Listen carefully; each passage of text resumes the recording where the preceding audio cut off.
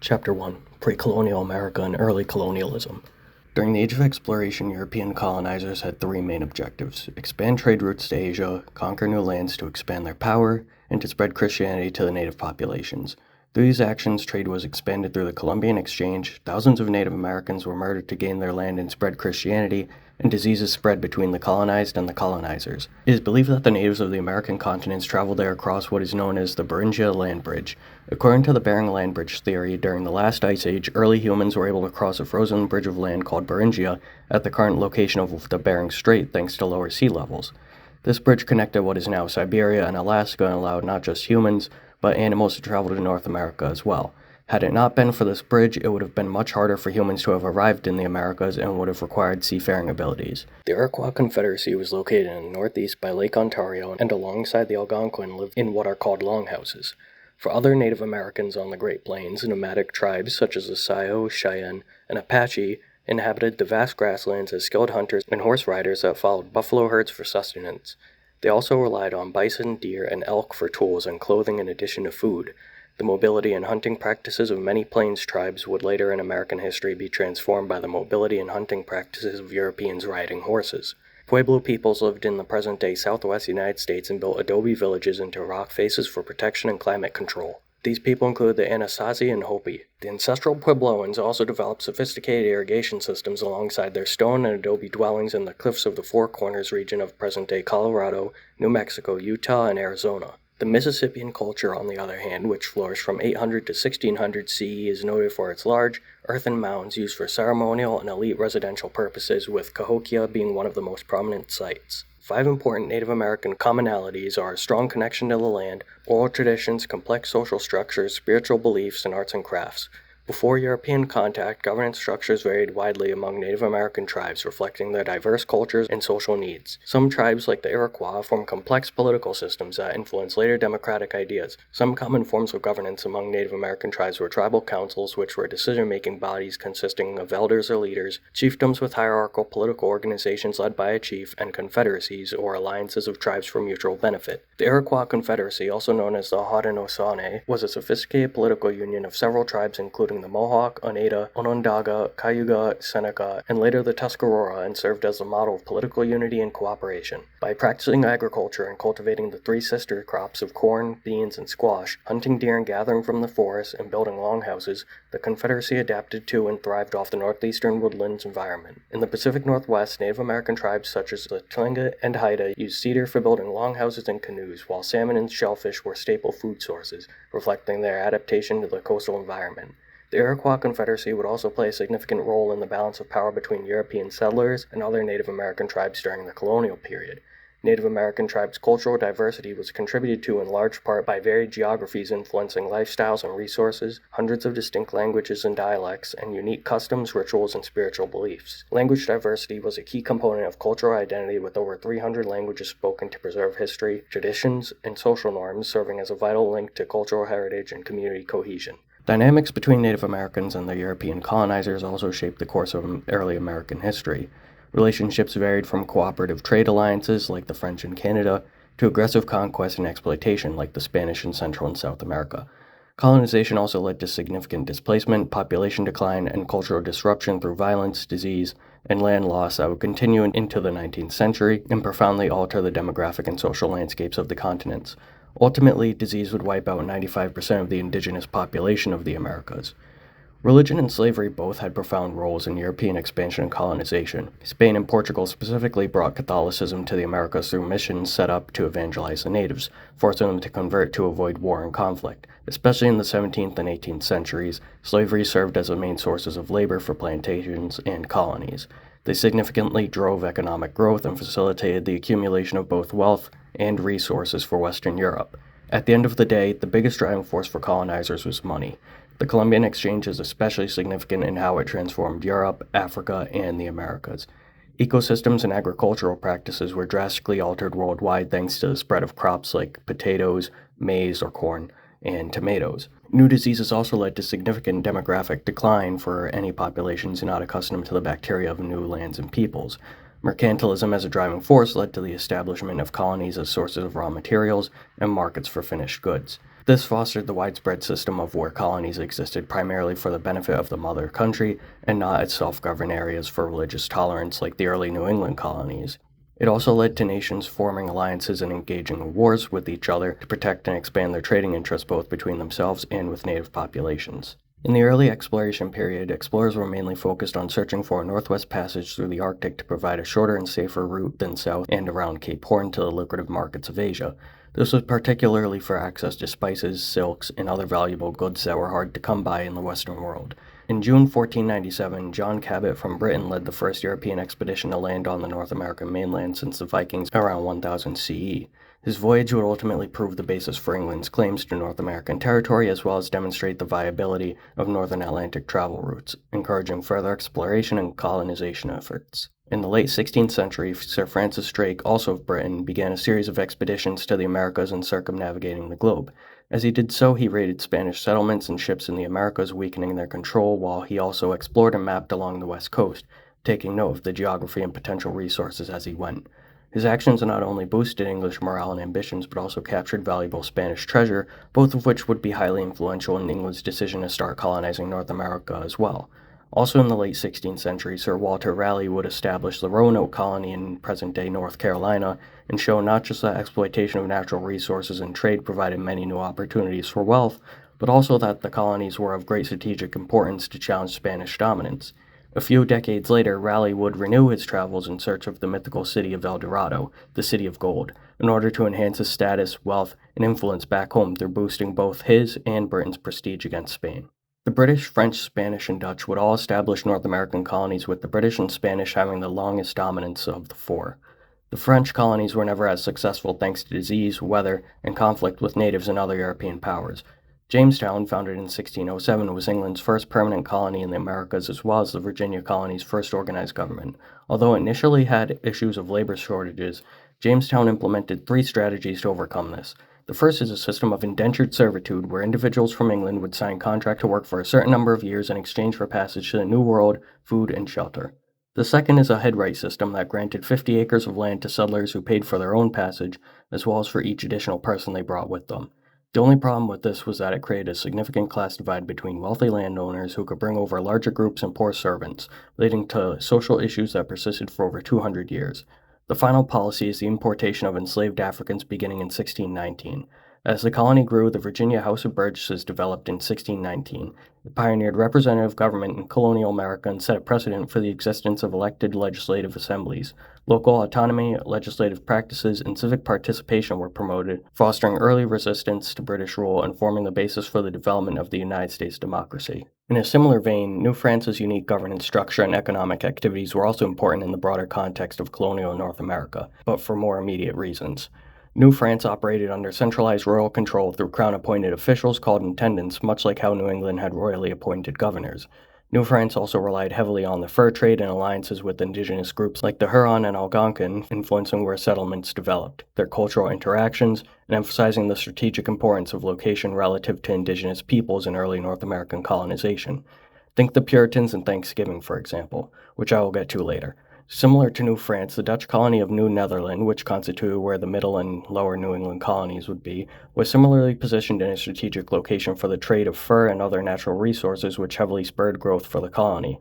However, conflict with the neighboring English colonies would progressively weaken Dutch control until it was lost entirely. Additionally, New Sweden also established trade relations with Native Americans that facilitated its economic growth and cultural exchange and again experienced ruin due to conflict with the neighboring Dutch and English colonies over territorial claims and trade routes. The New England colonies began with a group of Protestant separatists in England named Puritans who sailed to Massachusetts on the cargo ship Mayflower in 1620. The original destination was the former Virginia colony, but they were pushed further north by storm winds. The Plymouth colony, as it became known, was the first self-governing colony in America. Their Mayflower Compact established its governing rules and principles of self-governance with the colonists, creating their own laws and electing their own leaders to enforce them. It was also the Puritans who experienced the first Thanksgiving. This was a meal shared between the Europeans and Native Americans in 1621 to honor the friendship between the two groups.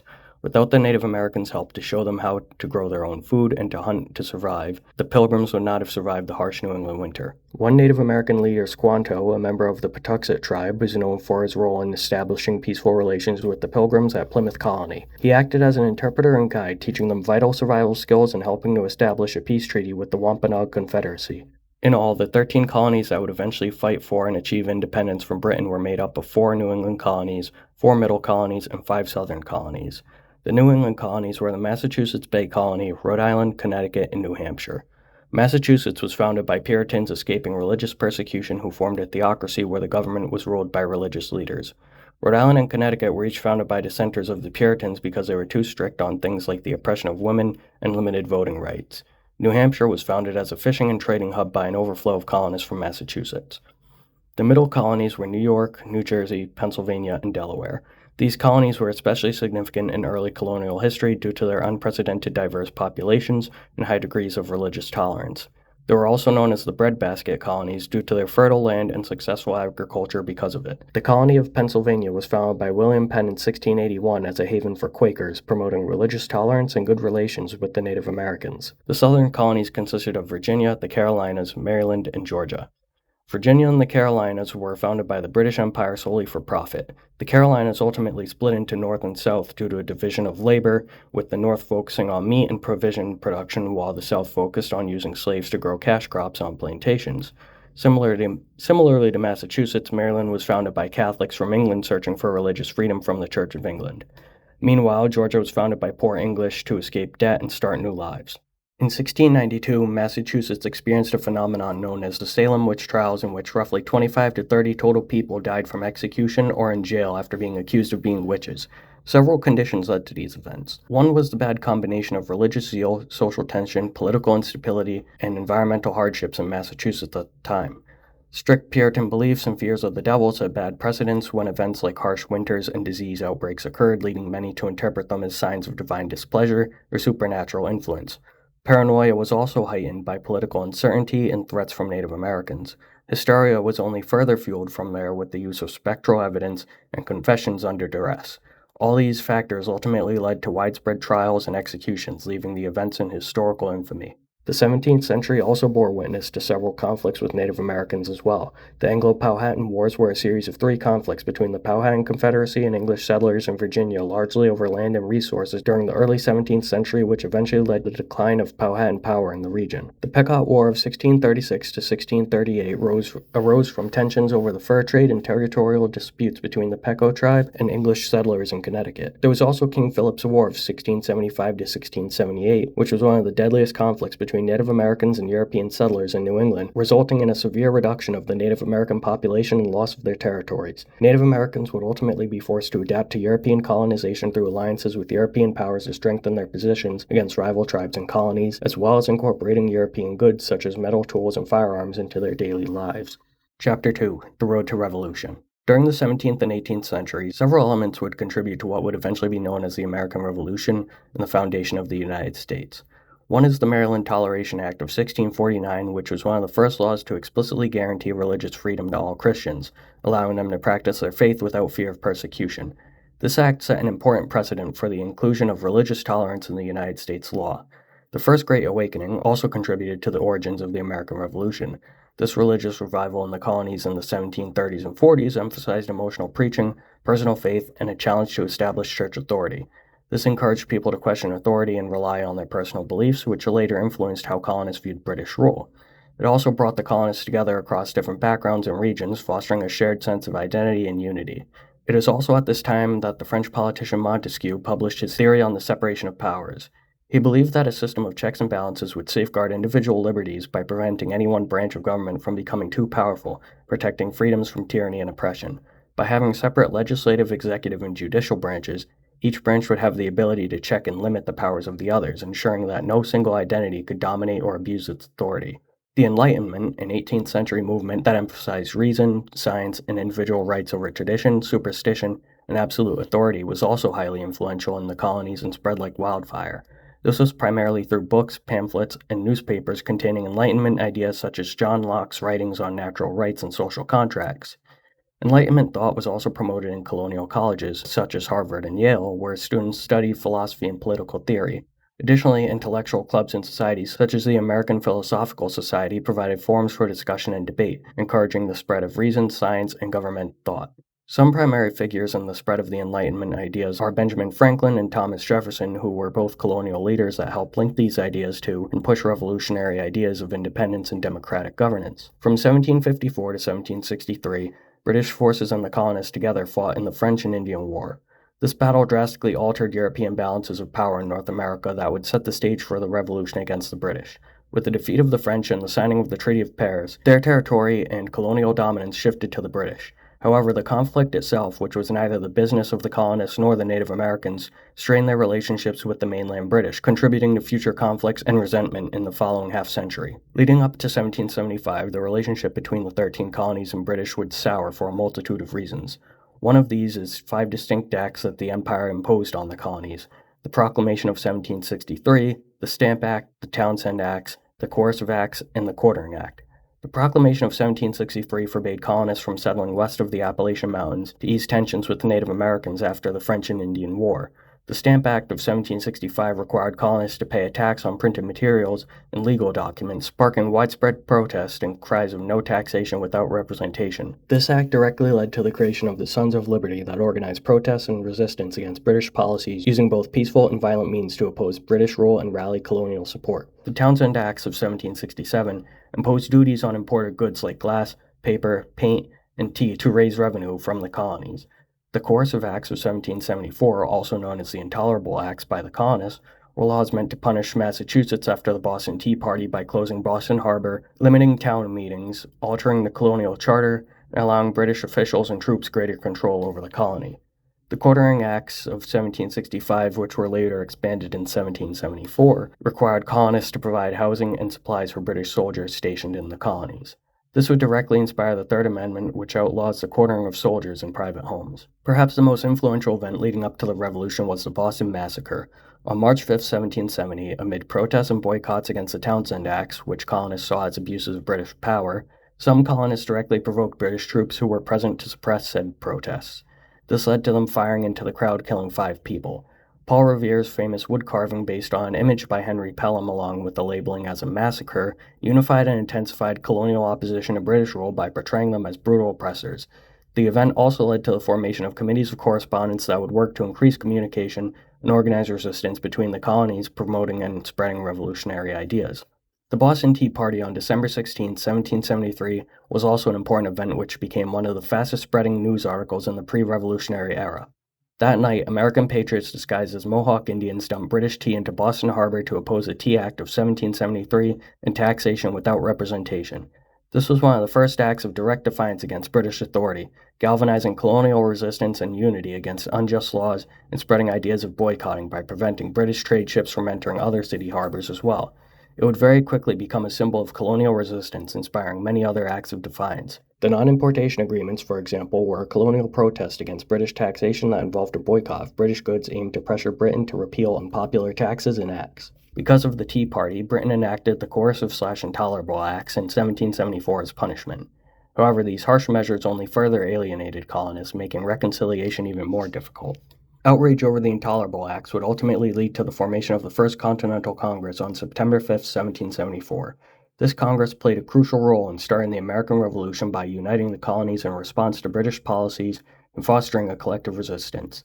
It brought together representatives from 12 of the 13 colonies to address the Intolerable Acts and endorsed a boycott of British goods, as well as drafting a declaration of colonial rights and agreeing to form local militias, laying the groundwork for future armed resistance. Georgia was the only colony to not take part because of its heavy reliance on British protection from Native American attacks. One especially influential piece of literature during this time was Common Sense by Thomas Paine. This pamphlet was one of the most widely circulated pieces of literature at the time, even being printed overseas, and pushed ideas that monarchy and hereditary rule were unjust, that Britain's control over the colonies was harmful, and that independence was both necessary and achievable for America's future prosperity and liberty. It was simply common sense, and successfully popularized the idea of independence among Americans. There were also three key ideas proposed by the philosopher John Locke that provided a framework for questioning British authority and advocating for self-governance. These were natural rights, social contracts, and the right to revolt against unjust government. Even among all this, the Olive Branch Petition, sent in July 1775, was meant to seek reconciliation with Britain and avoid war by affirming American loyalty to the Crown and requesting the repeal of oppressive legislation. However, it was rejected by King George III. The Battle of Lexington and Concord in 1775 marked the beginning of major conflict between colonists and British forces, inspiring the colonists to take up arms and fight the British across the American colonies. On April 19, 1775, war was officially declared by the 13 colonies against the British, and the American Revolution began. Through a combination of military victories, strategic alliances, and growing political unity, the colonies achieved their independence on September 3, 1783. Forming an alliance with France specifically provided the revolutionaries with not just critical military support, but financial support as well, ultimately tipping the balance in their favor following the Battle of Saratoga in 1777. One key battle was the Siege of Yorktown in 1781, where British forces surrendered to the American and French armies, marking a significant turning point in the war. The Continental Congress was critical in uniting the colonies under a common cause, ultimately leading to the Treaty of Paris in 1783, where Britain formally recognized the independence of the United States. Several disadvantaged groups had large and often deeply tied roles throughout the Revolutionary War. Throughout the war, many enslaved African Americans were forced to fight for the British or the Americans, often in exchange for promises of freedom. For the British, some escaped Africans escaped to their lines hoping to gain freedom. There were only a few black regiments that fought for the Americans, most notably the 1st Rhode Island Regiment. Native Americans also helped the colonists as well, gaining advantages and protecting their interests, while also establishing diplomatic relations. The war, however, led to significant land loss, forced relocation, and cultural assimilation for many Native American tribes. Women also had two large roles in the war as well. The first is that they maintained households, farms, and businesses while men were at war, provided medical care, and supported wounded soldiers. The second is that they contributed to the Patriot cause through espionage, public protest, and, in some cases, disguised military service. Abigail Adams, for example, the wife of John Adams, wrote extensively about the war and urged her husband to remember women's rights in the new nation. It is also important to note that Britain had foreign help as well from Hessian mercenaries who fought alongside them during several key battles. During the war, the colonists also wrote the Declaration of Independence in 1776 that laid out the foundation principles of individual rights and self-governance that would serve as beacons for democratic movements globally in places like France and Haiti. The Declaration of Independence outlined 4 key grievances against King George III to justify the break from British rule. These were imposing taxes without consent, dissolving representative houses, maintaining armies in peacetime, and cutting off trade. Thomas Paine also wrote another pamphlet during the war called The American Crisis in 1776, with its famous opening line, "These are the times that try men's souls," to inspire American soldiers and citizens to rally support for the revolutionary cause. With the achievement of independence, it was now up to the colonists to come together and form their own country.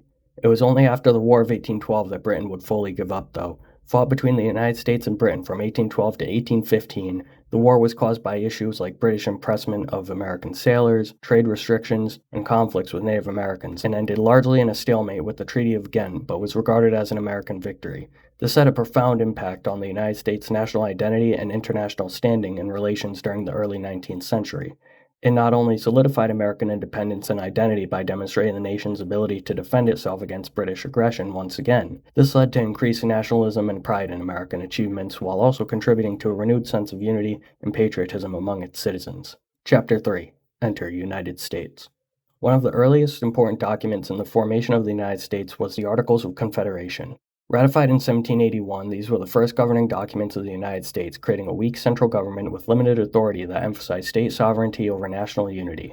However, it led to significant difficulties in forming laws, regulating trade, and coordinating collective action, highlighting the need for a stronger federal framework. The Federalist Papers, written by Alexander Hamilton, James Madison, and John Jay, together under the pseudonym Publius, were a series of 85 essays arguing for a strong central government to replace the Articles of Confederation and promote the ratification of the United States Constitution. They argued that a large republic would make it more difficult for any single state to dominate, thus protecting minority rights. It would be these anti-federalists that became instrumental in the eventual adoption of the Bill of Rights through their 3 listed arguments against a constitution without one: fear of a strong central government overpowering state authority, the lack of a Bill of Rights to protect individual liberties, and concerns about the potential for tyranny and abuse of power by the president akin to a monarch with the lack of term limits and broad executive powers. This led the Federalists to promise to add a Bill of Rights after the Constitution was ratified. Over the following 2.5 centuries, several court cases would affirm and extend different aspects of the Bill of Rights. Gitlow v. New York in 1925 incorporated the First Amendment's freedom of speech to the states.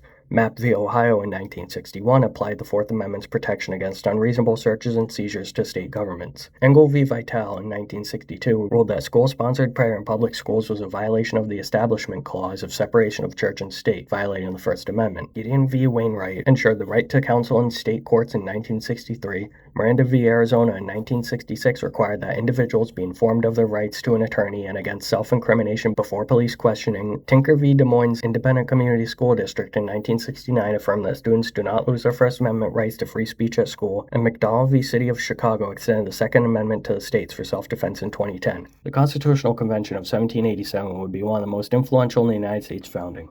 The Northwest Ordinance of 1787 was important for directly influencing the development of American territorial expansion and land policy. Its three key provisions were the abolition of slavery in the Northwest Territory, the right to a trial by jury of peers, and the right to freedom of religion. It also provided a direct framework for governing territories and admitting new states, ensuring orderly expansion westward along with organized settlement and development in the Ohio Valley as part of the Northwest Territory. Furthermore, the ordinance provided a process for statehood, including for Ohio, and through its prohibition of slavery and emphasis on education and infrastructure shaped the region's future social and economic growth, setting it apart from slaveholding areas and promoting its integration into the United States. One key event of the foundation of the country was the Great Compromise, which reconciled the interests of large and small states in the formation of Congress. This was through the creation of two chambers, a Senate with equal representation for each state, giving small states equal power of 2 senators, and a House of Representatives based on population to address large states' concerns about population size. This promoted fairness in legislative decisions by taking the wishes of all states into account. Several plans for how the government would function were formed during the 1787 Constitutional Convention as well. The Virginia plan proposed a bicameral government with proportional representation in each branch. The national government would be strong with separate executive, legislative, and judicial branches. This plan heavily influenced the structure of Congress, especially with proportional representation, as well as a system of 3 branches of government as well.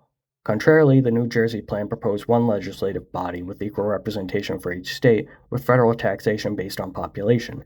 Neither would be implemented for poor New Jersey. At the same time, the Founding Fathers had to face the issue of how to reconcile their core ideals of liberty and equality with the institution of slavery. In the end, they largely avoided the issue in foundational documents like the Constitution and focused more on uniting the colonies instead. The closest they got was the 3/5 Compromise, which counted each slave as 3/5 a person to gain the support of the southern states that relied on slavery. In recent times, it has been pointed out how contradictory it was that some figures like Thomas Jefferson expressed moral opposition to slavery but continued to own slaves themselves.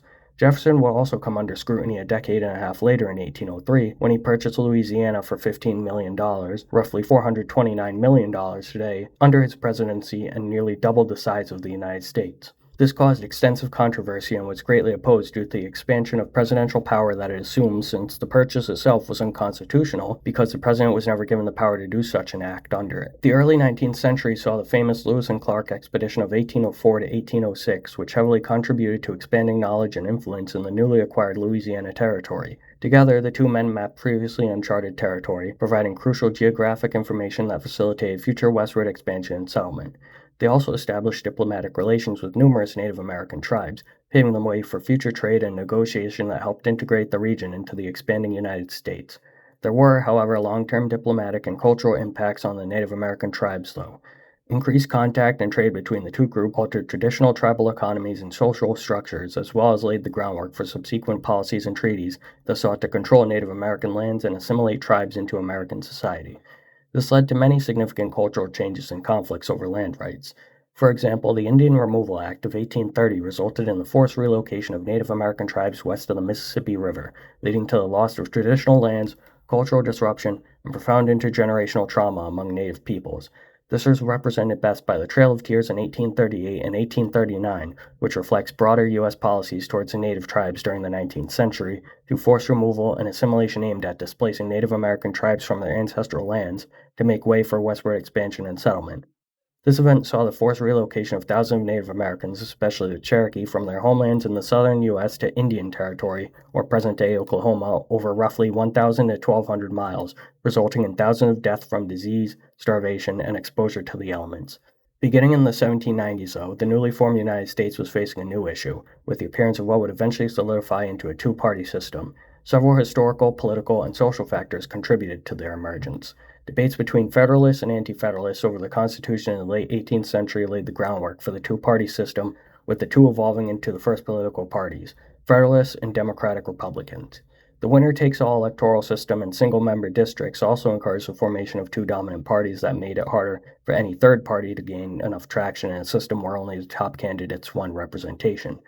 Regional, economic, and ideological divides, such as those between the North and South or between agrarian and industrial interests, fueled competition between parties as well, since each major party sought to represent distinct segments of the population. This idea persists even today with Democrats and Republicans. Chapter 4. Growth of Land and Liberty.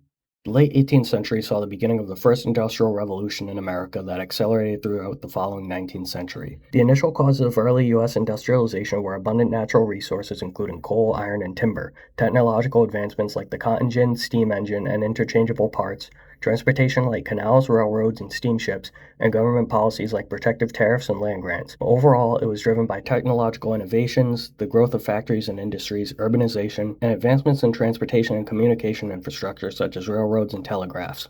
This would ultimately reshape social and economic structures worldwide by starting a shift from agrarian-based economies to industrialized ones, fostering mass production and urbanization. This transformed labor patterns, leading to the rise of urban working classes and the changing of social hierarchies.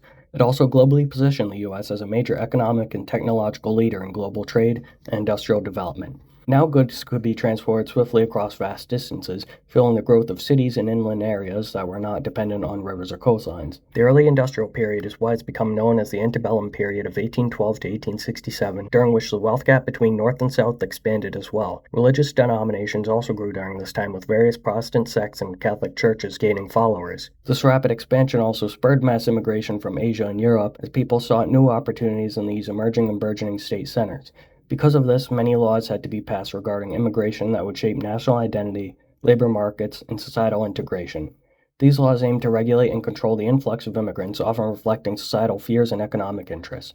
They also influenced demographic shifts, labor dynamics, and cultural assimilation processes, shaping the social fabric and economic development of the nation. The four major consequences of the first industrial revolution were economic growth fueled by increased production, expanded markets, and new job opportunities, urbanization with cities growing rapidly, leading to both social and cultural changes, social inequality growing between wealthy industrialists and the working class, and increased immigration from Europe due to a growing demand for labor. This process would continue into modern day as well. In 1823, President James Monroe declared what would become known as the Monroe Doctrine. From then on, the Western Hemisphere was to be off-limits to European colonization with the aim of protecting the newly independent nations of Latin America and asserting U.S. dominance in the region, becoming a cornerstone of 19th century U.S. foreign policy. Continental westward expansion would become greatly impactful on American society. It provided not just new economic opportunities, but also eventually cheap and/or free land due to the Donation Land Claim Act of 1850.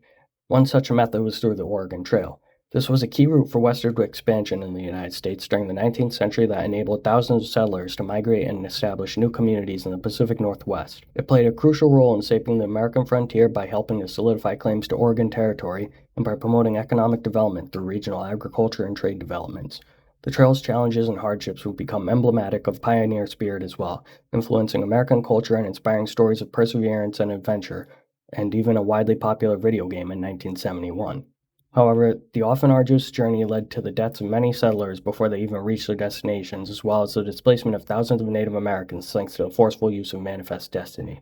Texas would also become a contentious state for the United States as well. Its annexation in 1845 heavily influenced the political and economic landscape of the new country, not just by significantly expanding its territory, but also by intensifying the debate over the expansion of slavery, since it could drastically tip the scales of land that was slave-free or not. This contributed drastically to tensions that eventually led to the Civil War, but also provided the U.S. with vast new lands for agriculture and settlement that boosted not just westward expansion, but the economy as well. It would, however, almost directly lead to the Mexican-American War from 1846 to 1848. Texas used to be a part of Mexico, which refused to acknowledge both its being an independent state and its border after annexation. The border proposed at the Rio Grande was heavily disputed. The final reason for the war was manifest destiny, simply that the United States wanted to expand westward into Mexican territories like California and New Mexico. Ultimately, the United States won the war, leading to several key political and territorial outcomes from the Treaty of Guadalupe Hidalgo. One was the Wilmot Proviso, which aimed to ban slavery in any territory acquired from Mexico that never became law, but still fueled sectional tensions over slavery. California also became independent and later a state alongside other lands ceded to the United States by Mexico that would later become Nevada, Utah, Arizona, New Mexico, and partially Colorado and Wyoming, leading to a total of 7 new states thanks to the war. Mexico was also forced to accept the Rio Grande as the border between itself and the United States. 2 years later, the Compromise of 1850 would provide more fuel to the fire that was slowly growing into the American Civil War. This compromise attempted to address the contentious issue of slavery's expansion by allowing popular sovereignty, the political principle that the people living in a territory have the right to decide for themselves whether to allow slavery, which drastically intensified sectional tensions. This further highlighted deepening divisions between North and South over issues such as a bolstered Fugitive Slave Act as well, increasing Northern resistance to federal enforcement of slavery laws. This only increased the country's sectionalism in that deepened regional divisions over issues such as slavery, economic policies, and states' rights, contributing to further political polarization that culminated in the Civil War. One of the final nails in the coffin was the Dred Scott v. Sanford decision in 1857, in which the Supreme Court denied African American citizenship and upheld the legality of slavery in all territories, regardless of being a free state or not, exacerbating tensions and intensifying national debate over states' rights versus federal authority. Native Americans and enslaved African Americans in North America were often both pitted against each other by European colonists who sought to divide and conquer. However, at the same time, they often shared experiences of oppression and exploitation under European colonial rule, and therefore sometimes formed alliances to resist their common enemies and to protect their shared interests. For example, during the Creek War in 1813, a conflict between the U.S. and the Creek Nation, many enslaved Africans living within Creek territory allied with the Native Americans against the Americans. The enslaved Africans, known as the Black Seminoles, sought refuge with the Creek and were often treated as equals. Slavery as a whole had a profound economic impact in North America. They were the primary source of economic prosperity for European colonists in the southern colonies, with enslaved Africans being forced to work on plantations producing cash crops like tobacco, rice, and cotton. This labor enriched European plantation owners, but perpetuated a cycle of poverty and inequality for enslaved Africans. Slavery also had several cultural effects, especially on the enslaved. Enslaved Africans developed their own unique cultures, blending elements of their African heritage with the experiences of slavery. This cultural synthesis gave rise to new forms of music, dance, language, and religion. Regarding European culture, it led to the development of racist attitudes and beliefs. Ultimately, the issue of slavery, disagreements over state versus federal rights, economic issues thanks to the South's economy relying on free slave labor for farming, and tensions caused by the anti-slavery Abraham Lincoln's election in 1860 led to the Southern states seceding from the Union and the American Civil War beginning on April 12, 1861, with the Confederate attack on Fort Sumter. The fight to bring the Confederacy back to the Union would not stay the war's sole goal, however. Lincoln's Gettysburg Address on November 19, 1863, emphasized national unity and equality, transforming the Civil War into a struggle for human rights and democracy as well. With the North's victory on April 9, 1865, with General Robert E. Lee's surrender at Appomattox Courthouse, the Civil War ended with 2 important consequences. The first was the strengthening of federal authority over the states to prevent a reseceding and repeat of the war. The second was the 13th Amendment, which fundamentally altered the social and economic landscape of the United States by abolishing slavery, thereby freeing millions of enslaved individuals and reshaping labor systems and social hierarchies. The southern colony's economy was heavily dependent on plantation agriculture, which relied on cash crops like tobacco, rice, and indigo using slave labor for cultivation. The following 2 amendments would also help increase the quality of life for African Americans. The 14th Amendment transformed the country's legal and civil rights framework by granting citizenship and equal protection under the law to all persons born or naturalized in the United States, fundamentally altering the scope of individual rights and state authority. The 15th Amendment further advanced the pursuit of equality and democracy in post-Civil War America by prohibiting the denial of voting rights based on race, color, or previous condition of servitude, marking a significant step towards enfranchisement for African American men. Following the Civil War, much of the South was left in ruin and the Age of Reconstruction began. However, even though the federal government worked to reintegrate the southern states into the Union, rebuild the South, and extend civil and political rights to formerly enslaved people, Reconstruction largely failed. This was due to persistent racial discrimination, economic hardships caused by the collapse of the slave economy, political violence, and the Compromise of 1877, which resolved the disputed 1876 presidential election by awarding Rutherford B. Hayes the presidency in exchange for withdrawing federal troops from the South, effectively ending Reconstruction. All these factors undermine efforts to, more than anything, fully integrate African Americans into society and secure their civil rights after the Civil War. In 1865, the U.S. government created the Freedmen's Bureau to aid and protect newly freed African Americans during Reconstruction, which aimed to provide essential services such as education, healthcare, and land distribution to help transition to freedom and achieve economic independence. The Bureau, however, often lacks sufficient funding and personnel to meet the vast needs of the freed population. Racial prejudice from white Americans, including government officials, as well as political infighting and changing Reconstruction policies also hampered its effectiveness. Thanks to the 15th Amendment in 1870, African Americans formed political organizations such as the Union League to educate voters, mobilize support, and advocate for their rights, ultimately leading to several being appointed to government positions by Republican governors and presidents who sought to implement policies that benefited former slaves and promoted racial equality. The problem at the time was the enactment of the Southern Black Codes, which aimed to restrict the freedom and civil rights of African Americans, including limitations on voting, property ownership, and employment. Later, Jim Crow laws strengthened disenfranchisement by enacting poll taxes, literacy tests, and grandfather clauses. Jim Crow laws covered a wide range of public facilities, including schools, transportation, restaurants, and restrooms. These laws ensured that African Americans were denied equal access to essential services, especially through the threat of lynching and other forms of violence as intimidation. Sharecropping also negatively impacted African Americans, with landowners often setting unfair terms for sharecropping contracts requiring tenants to pay high rents and fees. Tenants would frequently find themselves in debt to said landowners due to this and unexpected expenses such as medical bills or crop failures. This led to African Americans once again often being tied down to the land and lacking the resources to start their own businesses or purchase their own land. Post-Civil War America also saw continued westward expansion as well, which did promote economic growth, shaped cultural diversity, and accelerated the displacement of Native American tribes from their lands. Chapter 4. An Era of Prosperity and Danger. From the 1870s into the early 20th century, the United States led the world in a second industrial revolution that accelerated technological advancements, transformed global economies, and reshaped societal structures once again. Industrialization, urbanization, and immigration were tightly linked in the late 19th century America. Industrialization fueled urbanization, which created demand for labor, which was in turn provided by immigration. Technological innovation reached unprecedented levels alongside mass production, now using electrification and assembly line methods pioneered by Henry Ford for the mass production of automobiles. Global dynamic societal structures and urban landscapes worldwide were fundamentally reshaped.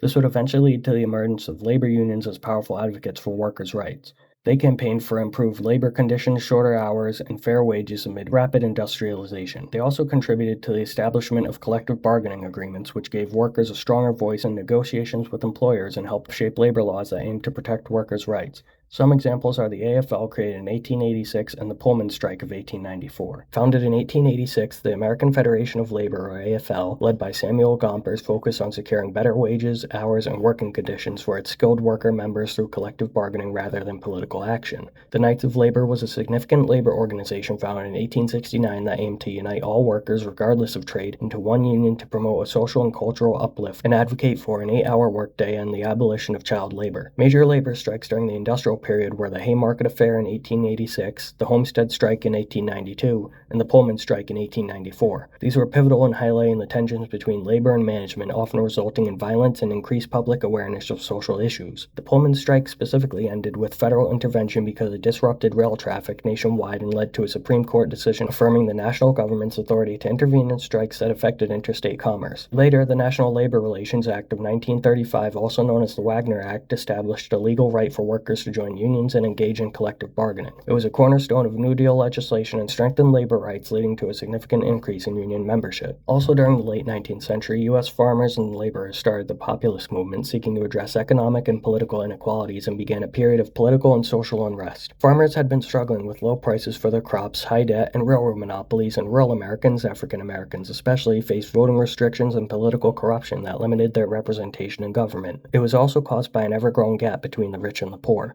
In the United States specifically, the 1870s to 1900 became known as the Gilded Age, symbolizing a period of both unprecedented economic growth and profound social inequality.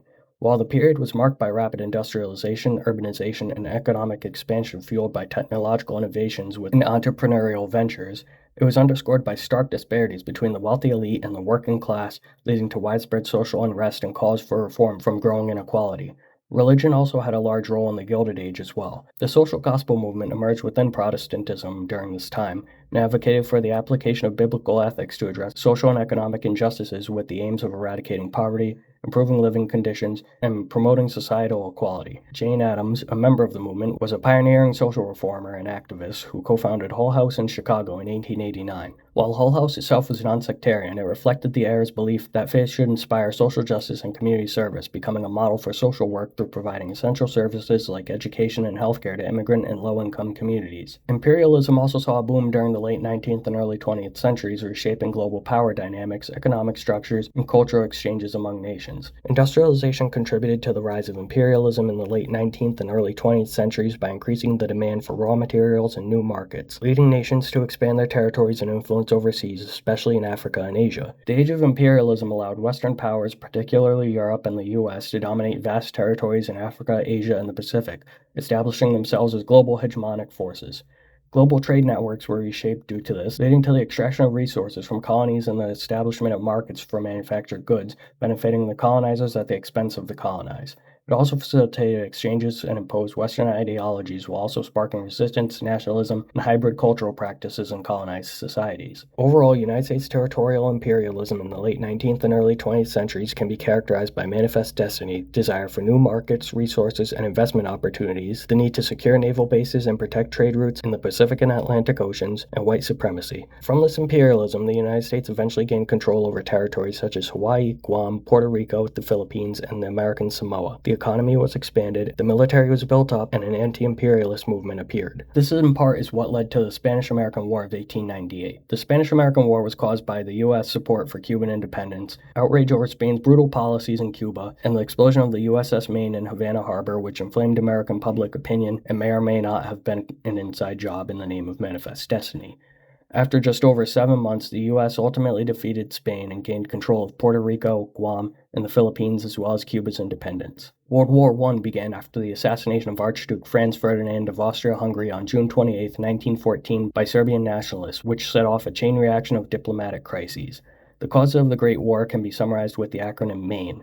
They are militarism, alliances, imperialism, and nationalism.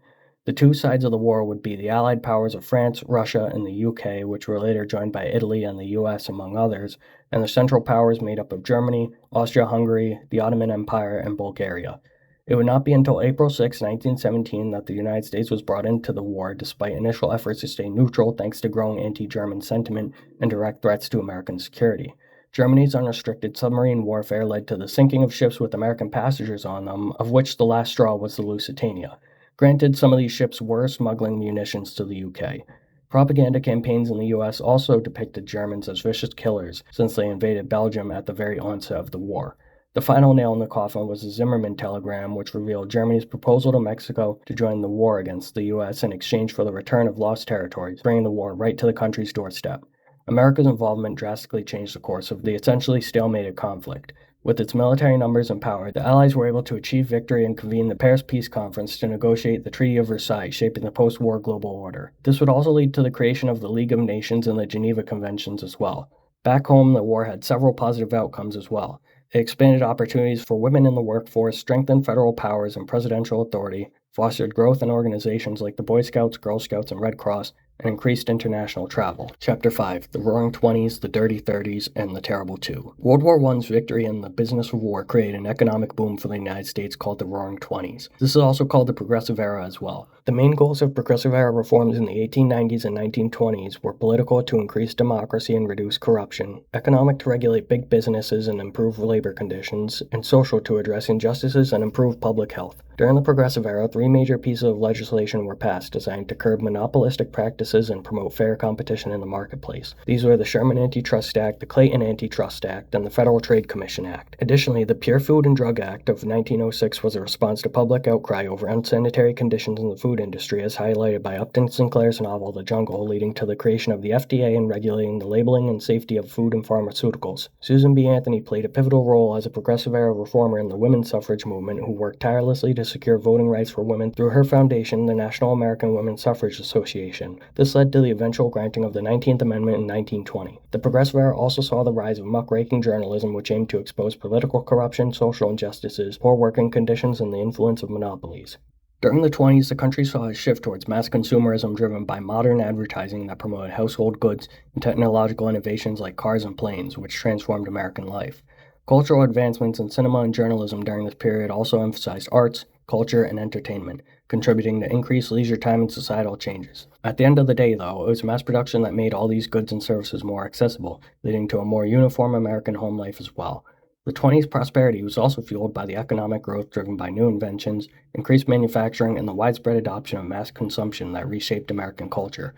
Industrial expansions, innovations in automobiles, suburban development, and expanding of the middle class also altered the American landscape as well. The country now fit into a mold of a broad distribution of wealth and consumerism, i.e. capitalism. The period also saw significant political and social reforms focused on worker protection, sanitation movements, and advancing women's rights, but racial tension and xenophobia still persisted. Groups such as the KKK emerged, exacerbating anti-immigrant sentiment that impacted worker rights and labor unions, while events like the Tulsa Massacre underscored deep-seated racial tensions in American society. The early 1900s saw the ratification of several new amendments to the Constitution as well. The 16th Amendment granted Congress the power to levy an income tax without dividing it between states or basing it on census data, fundamentally transforming federal revenue generation. Income tax would become the main source of revenue for the government.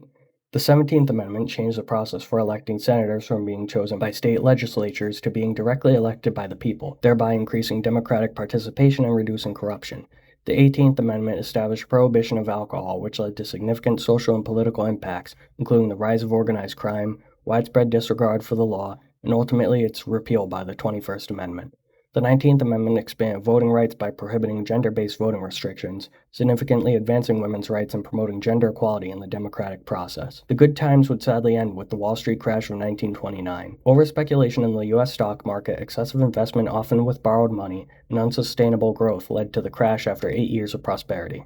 This had a long-lasting economic impact throughout the 1930s, with a severe economic depression, a Great Depression and the largest in U.S. history, that would eventually spread worldwide. It created a significant hardship for working-class individuals, with urban Americans facing unemployment rates of up to 25%. Many were forced to wait in soup lines, steal, or live in shanty towns. Rural Americans, especially farmers, suffered from the Dust Bowl, with dust storms created by bad crop yields and dry lands burying homes, equipment, and livestock. Minorities experienced some of the worst effects of the Great Depression by far. Sharecroppers had their leases terminated and were evicted more than any others who had their lands claimed by banks to pay for unpaid loans. Banks did not have enough money in the first place. Latino and Asian people were often blamed for taking jobs from white people as well, leading to deportations. However, African Americans were always the first to lose jobs and face increased violence and discrimination like poll taxes to prevent voting. Federal intervention starting in 1933 tried to help stabilize the market by restoring some investor confidence and creating new public works programs.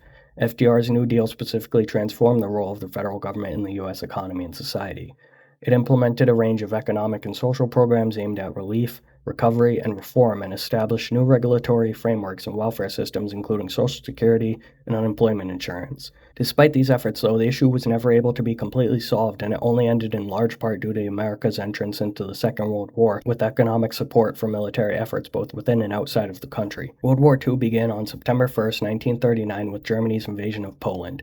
Leading up to this point, several factors besides that combined to cause the war. Ultimately, it was due to the aggressive expansionist policies of Nazi Germany, the failure of the Treaty of Versailles to ensure lasting peace, the economic instability caused by the Great Depression, which hit Germany especially hard, the subsequent failure of appeasement policies following the invasion of Poland, and stark anti-Semitic efforts by Adolf Hitler's Nazi Party. The United States was ultimately pulled into the war on December 7, 1941, with the Japanese's attack on Pearl Harbor. 3 major battles would mark turning points in the war. The Battle of Stalingrad in Russia marked the decline of Nazi Germany's expansion on the Eastern Front. The Battle of Midway, a small group of islands in the Pacific, shifted the momentum in the Pacific theater in favor of the Allies.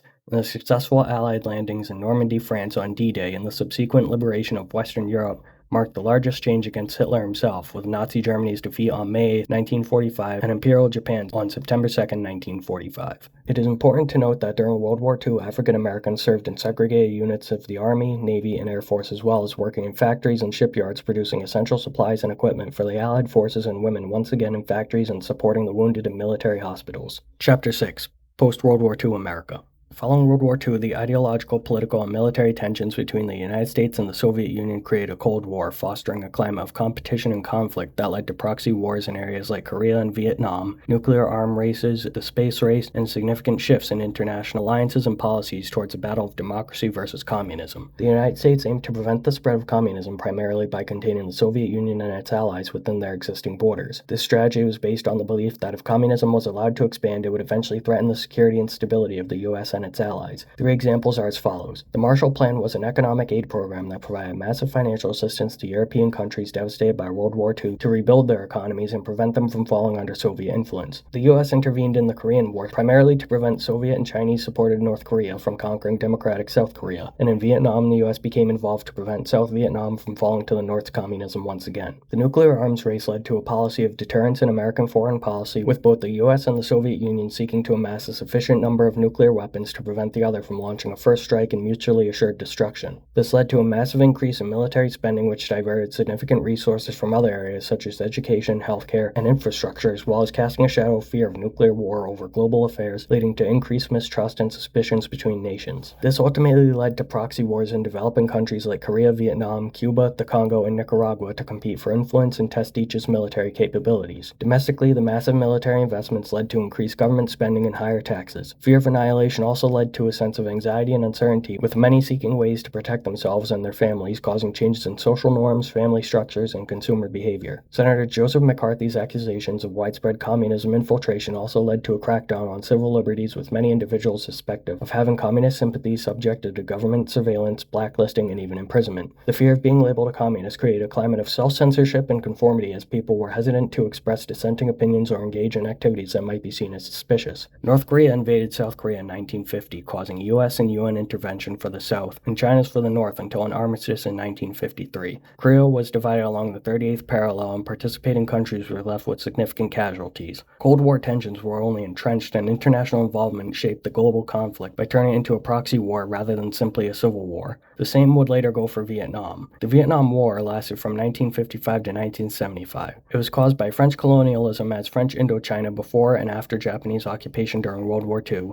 the rise of Vietnamese nationalism and communism with Ho Chi Minh and the Viet Minh, Cold War dynamics and the domino theory that if Vietnam fell to communism then all of East Asia would, the Geneva Accords which divided Vietnam at the 17th parallel, and an eventual escalation of U.S. military involvement, especially after the Gulf of Tonkin incident of August 4, 1964. The war ultimately resulted in millions of deaths and widespread destruction from bombing and chemical agents in Vietnam by the U.S., the U.S. itself sinking over $170 billion and 50,000 lost souls into a lost effort, worldwide anti-war protests, and ultimately Vietnam falling under communist rule after American forces withdrew in 1973. President John F. Kennedy served as president from 1961 to his assassination on November 22, 1963. During his presidency, he established the Peace Corps, made significant advancements in space exploration with the Apollo program, and made significant progress in civil rights legislation, although it should be pointed out that he worried how much legislation would affect his other initiatives, and LBJ was much more focused on them than he was. The 2 key challenges he faced in his presidency were the Cuban Missile Crisis and the escalation of U.S. involvement in Vietnam. The 1960s were a very significant time for the U.S. civil rights movement, and their advancements of especially racial equality in the United States. Nonviolent protests, legal challenges, and grassroots activism were major strategies used to combat racial segregation and discrimination. Significant legislative achievements of the movement include the Brown v. Board of Education ruling, the Civil Rights Act of 1964 that provided protections against workplace discrimination and banned segregation in public facilities, the Voting Rights Act of 1965 that banned Jim Crow-era laws like literacy tests in the South, and the Civil Rights Act of 1968, which protected Black Americans from discrimination in housing and finance. Key events like Rosa Parks refusing to give up her bus seat, the broadcasting of violent interactions with peaceful protesters, and leaders like Dr. Martin Luther King Jr. and Malcolm X helped shift public sentiment and policy, greatly advancing racial equality in the U.S. as well as heightening the ongoing needs for social and economic justice. Besides the civil rights movement for African Americans, it is important to note that the 60s and 70s also had active groups and movements including the student movement, the counterculture/hippie movement, the feminist movement, the Red Power movement, the gay liberation movement, and the environmental movement. The Chicano movement was caused by Mexican Americans enduring a long history of oppression including land loss, discrimination, and segregation. The movement raised awareness of issues facing Mexican Americans and encouraged greater political participation and educational opportunities for Mexican American students. This led to increased access to schools and higher education in had significant legislative victories like the Bilingual Education Act of 1968, which provided federal funding for bilingual education programs. Over the following 5 decades, the LGBTQ+ rights movement was caused by such individuals facing discrimination, prejudice, and violence, often being denied basic rights like the right to marry and serve openly in the military. Leaders like Marsha P. Johnson and Harvey Milk played crucial roles in being outspoken advocates for the movement, leading to significant progress, including the legalization of same-sex marriage and increased protections for LGBTQ+ individuals. The mid-1960s saw the implementation of President Johnson's Great Society as well. This was a set of domestic programs aimed at eliminating poverty and racial injustice. Key initiatives included Medicare, Medicaid, the Civil Rights Act, and the War on Poverty that significantly expanded the government's role in social welfare and civil rights. The Great Society reshaped American society, reducing poverty rates and promoting equal opportunities, but also sparked debates over government intervention and spending. 1960 also saw the start of the Organization of Petroleum Exporting Countries, aka OPEC, in the Middle East, which has significantly influenced global oil prices and international energy policies by coordinating production levels among member countries to control supply and stabilize or manipulate prices in the global market. In 1973, Roe v. Wade became a landmark Supreme Court decision that legalized abortion nationwide, ruling that a woman's right to choose was protected under the right to privacy implied by the 14th Amendment. The decision established a framework allowing states to regulate abortion based on the trimester of pregnancy, balancing the state's interest in protecting women's health and potential life. It would end up becoming a focal point in the ongoing debate over reproductive rights and has had a lasting impact on U.S. law and society. Starting 4 years later, from 1973 to 1981, Jimmy Carter served as president. During this time, he focused on human rights, energy policy, and diplomacy. He brokered the Camp David Accords, which ended conflict between Egypt and Israel, and faced challenges with the Iran hostage crisis and a struggling economy marked by inflation and unemployment. Despite these difficulties, though, Carter is often praised for his post-presidency humanitarian work and environmental advocacy. With the Soviet Union's collapse in the 1990s, the Cold War ended, and the bipartisan consensus that characterized American politics during its era began to break down. Consensus started to grow in favor of free market policies and economic liberalization, with the rise of identity politics as issues such as race, gender, and sexuality became more prominent in American discourse. Regarding foreign policy, unipolarity left the United States as the world's only superpower, leading to it becoming more involved in humanitarian interventions such as those in Somalia and Bosnia-Herzegovina. The U.S. also expanded NATO to include several Eastern European countries, signaling its new commitment to European security and its desire to contain Russian influence. It was a new age of globalization, with globalization having 3 main causes. One is technological advancements in transportation, communication, and information technology, reducing the cost and time it takes to connect and collaborate globally. The second is economic factors such as reducing of trade barriers, economic liberalization, and the search for lower costs encouraging international trade and investments. And the third cause is political factors like international cooperation, political stability, and cultural exchange, promoting globalization itself and reducing conflicts between nations. Globalization also influenced life among several diverse groups in different regions of the U.S. since its start in the late 19th century. The Rust Belt experienced manufacturing job losses, with new economic opportunities created in sectors like technology, finance, and services in coastal cities like New York, San Francisco, and Boston. The flow of people from different cultures and countries also had led to a more diverse population in many parts of the United States. The late 90s also saw the creation of the North American Free Trade Agreement, NAFTA, and the United States-Mexico-Canada Agreement, USMCA, which both led to a substantial increase in trade among the 3 countries, contributing to economic growth in all 3 by expanding markets, reducing costs, and encouraging investment. The agreements also fostered deeper integration of supply chains, leading to more efficient production and lower costs. However, following the terrorist attacks on the World Trade Center on September 11, 2001, the perception of American vulnerability was shattered, and a heightened sense of fear and anxiety infected the nation.